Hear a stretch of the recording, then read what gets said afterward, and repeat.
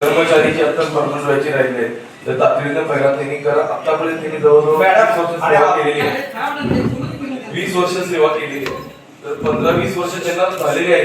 तर तातडीनं त्यांच्यावर म्हणजे त्यांना न्याय द्या, इमिजिएट परमनंट करून घ्या. आणि सर जे म्हणताय की 15 कोटी किंवा 20 कोटी हा जो लोड येणार आहे तिजोरीवर, पण हा लोड कशामुळे येतोय?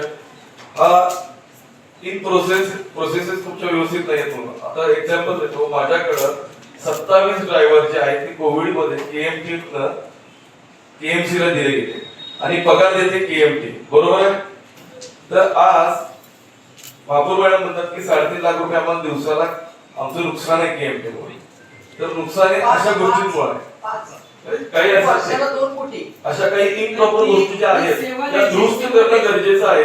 आणि ही जी संस्था आहे ही पब्लिकला सेवा देण्यासाठी, आणि जर ही सेवा देत असेल, आपण शाळकरी मुलांपासून वृद्धांपर्यंत सेवा देतो, तर या सेवेला कुठेही तडा जाता कामा नाही.